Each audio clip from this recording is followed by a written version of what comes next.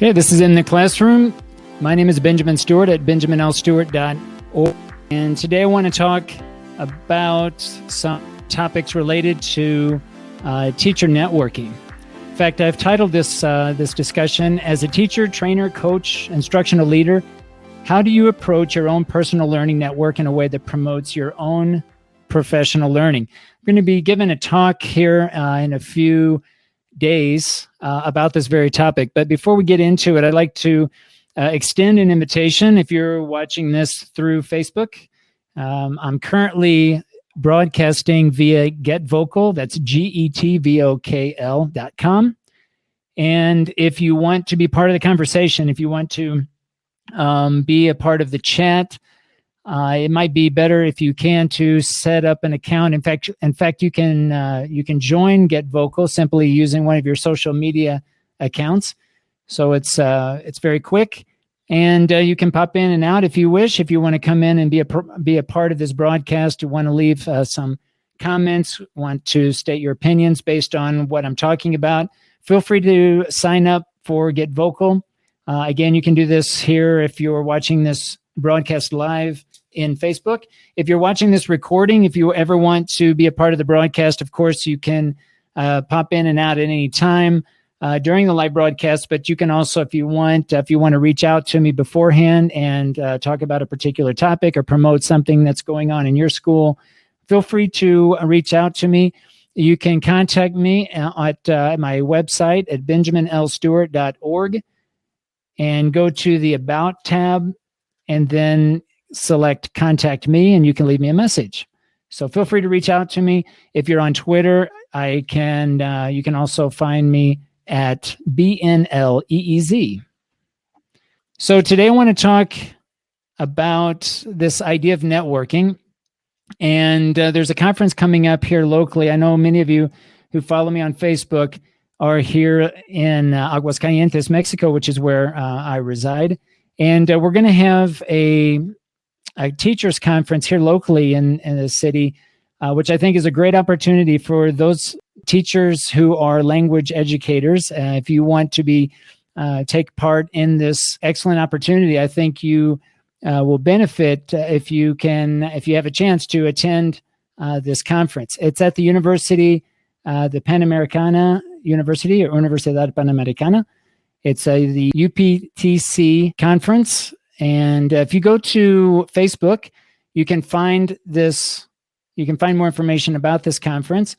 And if you just search UPTC 2019, they have an event page, and you can find out more information, get all the details.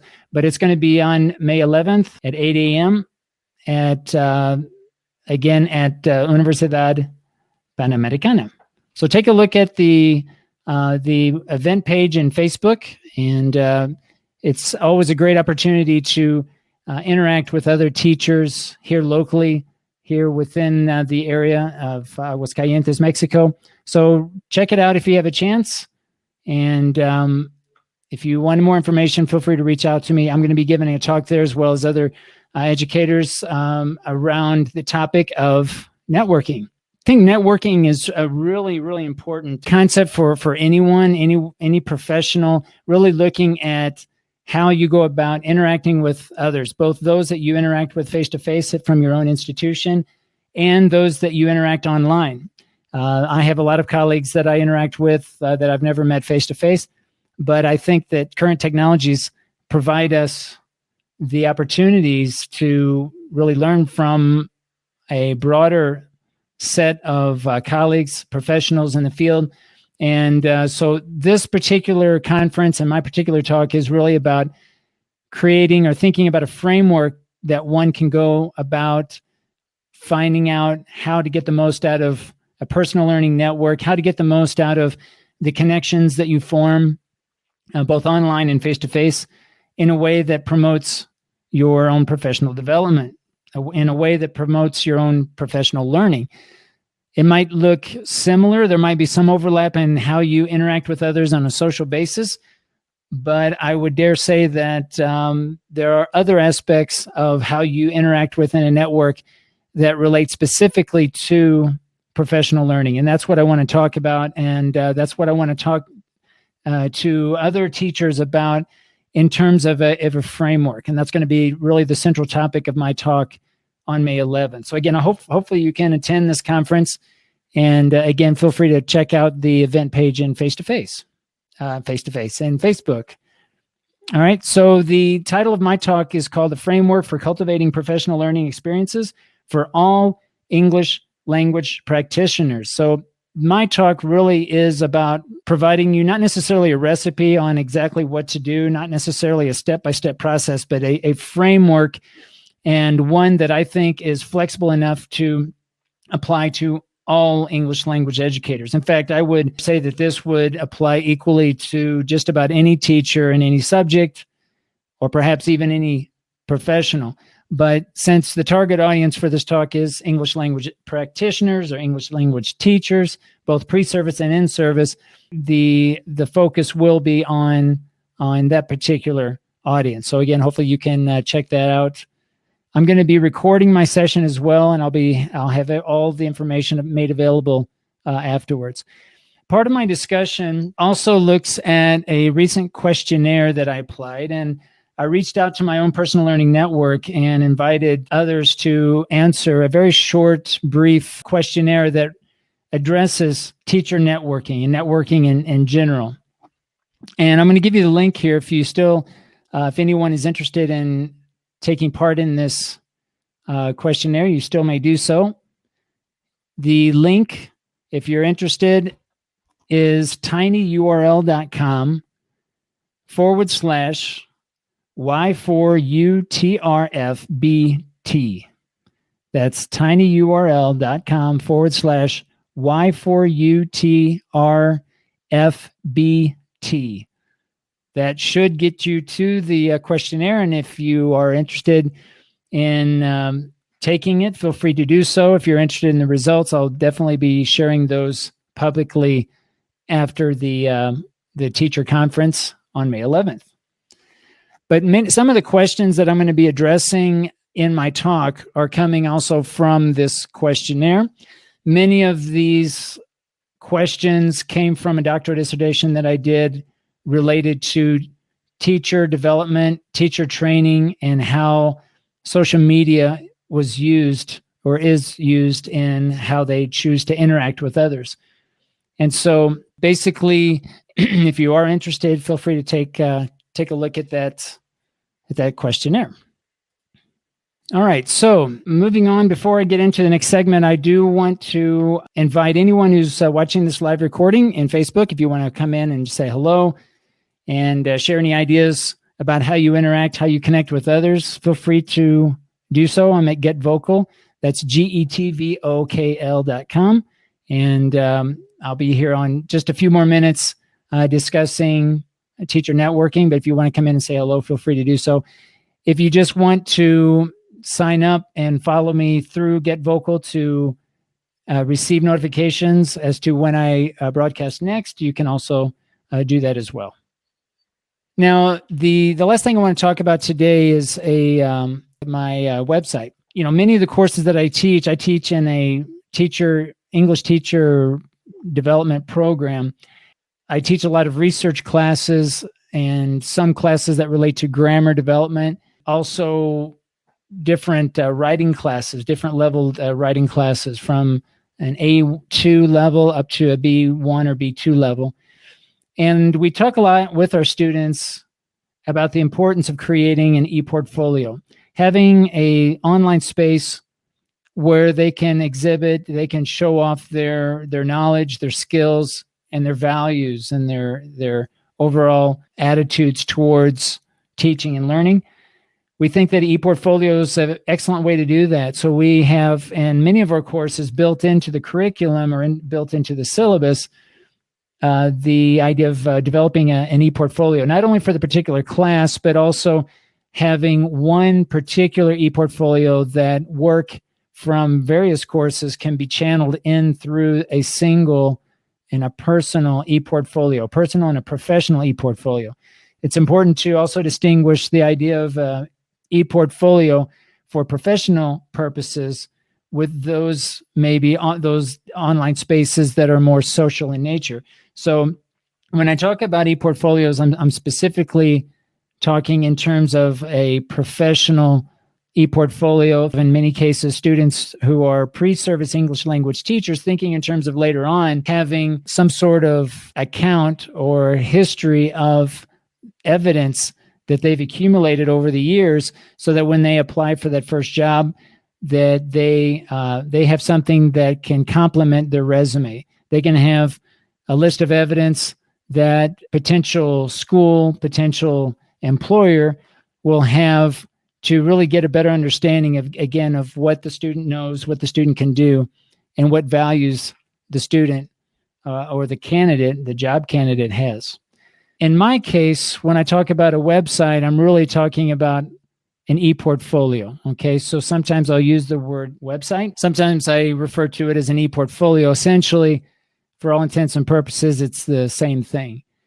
In my case, I've been spending a lot of time here recently trying to put together some ideas for a particular website, and trying to bring together a lot of information that I've accumulated over the last, I would say, 8 to 10 years, maybe more, bring together all of the content in the different classes that I've taught. Many of the classes I've taught many times, but I'll use different online spaces to provide content in a flipped learning kind of approach, where I have a lot of the content that we deal with face-to-face with my learners. I'll have that available to the public. So right now I've been spending some time bringing together that information into a single website.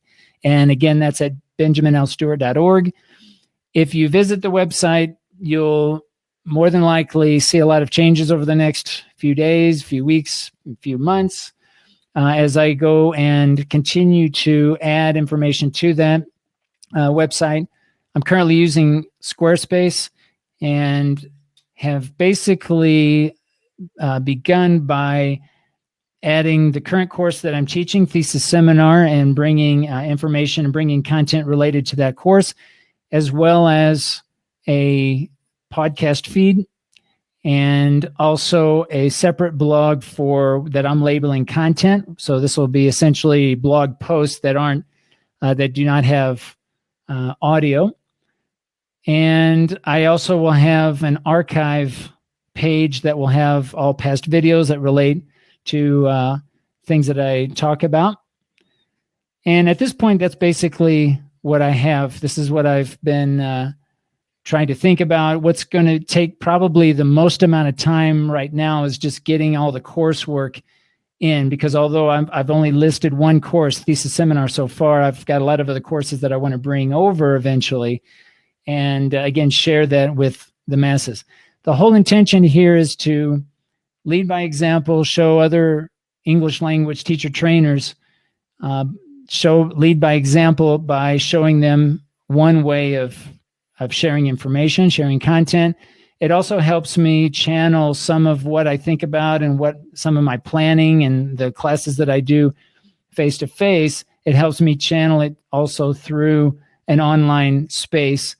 And I think that it also provides a complement for my current learners, what we're doing face-to-face, so that they have another source, another outlet, another way of accessing the same content, maybe in a different way.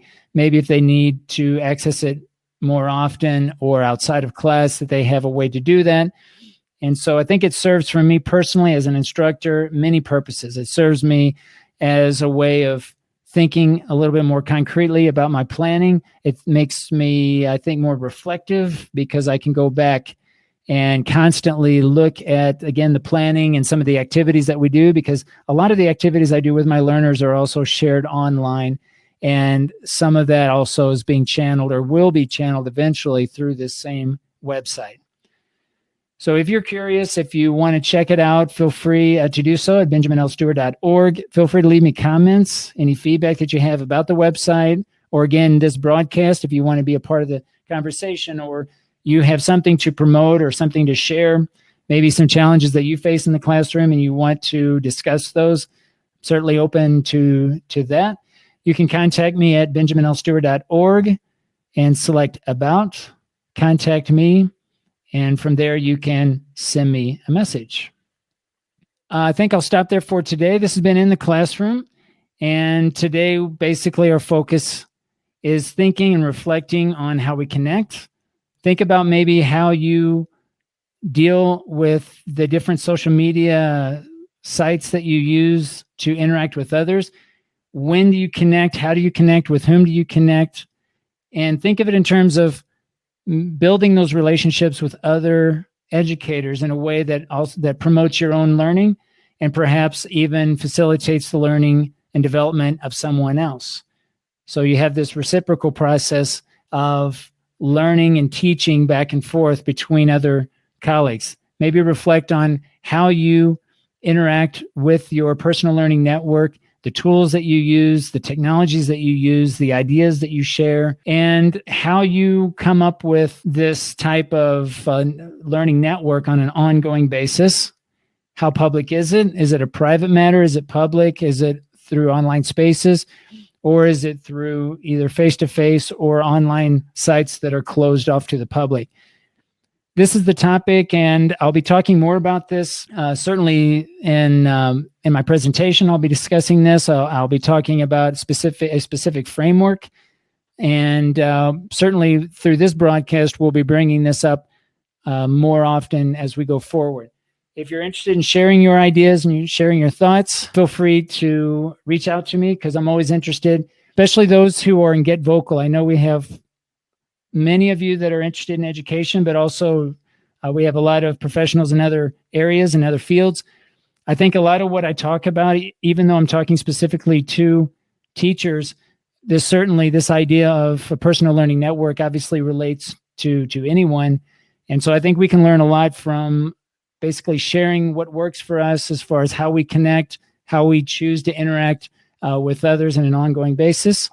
That's really kind of what this is about, especially for teachers. I think the tendency with a lot of educators is that it's very easy to begin working in isolation as we get in a routine and we get into this rhythm of teaching and class preparation and grading papers, that it's easy to get in a cycle of getting into kind of a rut, basically, and not really reaching out to other educators, especially if we're working at an institution where maybe there's not a community of learning that's built into the institution. I don't think this happens by accident. I think an institution really has to set out to make or to create an environment where teachers feel comfortable sharing ideas with one another.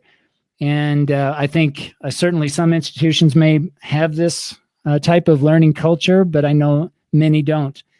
The idea with this discussion, and again, something I'm going to be talking about a little bit more as I get closer to this teacher conference that I'm preparing for, sharing how we learn and interact with others.